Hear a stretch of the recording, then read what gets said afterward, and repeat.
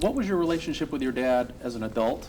And did you ever, I mean, he must be immensely proud of his son became a sheriff. I'm sure everywhere he went, he was treated like a king because his son's the sheriff. Did you ever discuss that memory and experience with your dad? You know, you can either withdraw from your parents, or you can, you know, move closer to them in a way that helps them. You know, I'm a helpful soul. You know, I helped my grandmother shave my uncle and feed him and all those things and even bathe him.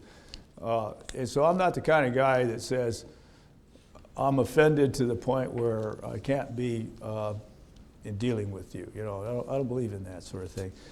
So as I got more down the road, now what my dad would do is when I got the little AA degree from East LA College, he bought me a ring, right?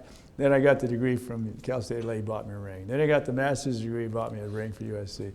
Then when I got my doctorate degree, he had to buy me another ring.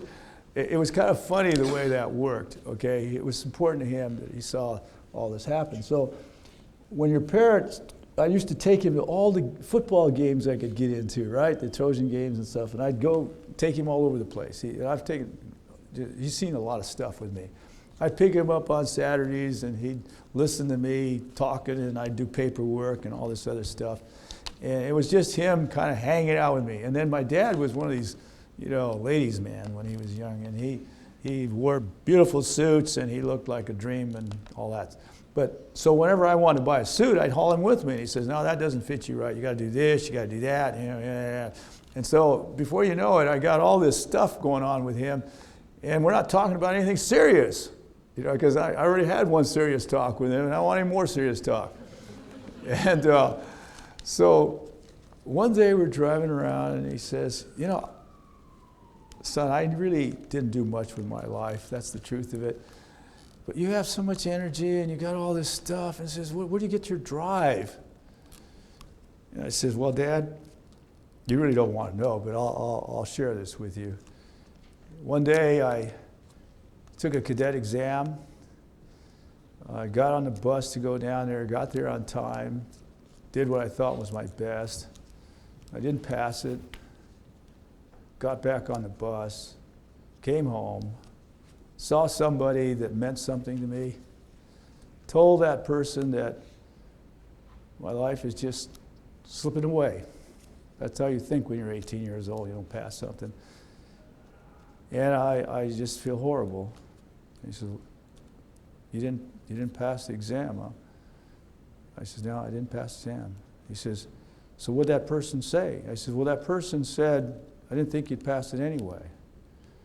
My dad said, he used a different kind of word, I won't use it here.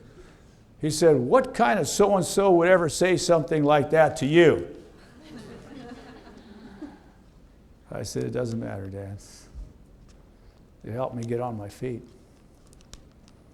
I wouldn't tell him that because, you see, it does no good, because I know if I did, he would not be able to take it. He could not take knowing that he was the one. And I believe in this idea of grace, that sometimes things happen uncaringly about people that are close to you, and you should never hold on to it and make it some kind of reason for not circling back and helping the person be a better person. He was a wonderful dad. You know, when I bought my first house, he never owned a house. The best thing he owned was a car. And when I bought my first house, he helped me paint it, you know, and we did all kinds of stuff. You know, but he said, "How the hell are you going to pay for this house?" I says, "Dad, I got a job, man. You know, I'm working as a deputy sheriff. What else do I need?"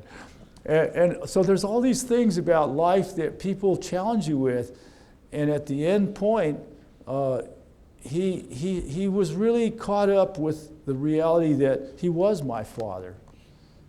And he would go into these $1.99 restaurants for the eggs and bacon and coffee, right? These burger joints. And someone would say to him, "You know who that guy is? That's Tom Baca. That's the sheriff's dad." The owner would say, "Oh my God, you know, the sheriff's dad." So they'd come over and give him a free meal. And you know what my dad would say? He said to me, he said, "Son, I'm nobody, but when I mention that I'm your father, I'm somebody." And I said, "Well, you know what, Dad? You're somebody because I wouldn't live if it wasn't for you. Don't ever forget that. I says, my gratitude is you and Mom were having fun in the back seat of a car when you conceived me. and you know what? I'm happy to be alive. And all the things that you may or may not have done doesn't matter to me, Dad. What matters to me is I live. And that's how I look at life. I mean, I'm so happy to be alive. And I'm so happy that we would share this time together. And I don't talk to anybody about what I talked about to you. I'm always talking about problems and solving them and all that stuff. But I'm talking about how life has been so good to me. But my desire is to be good to it. And I serve people, and that's what I'm meant to do. I'm a servant.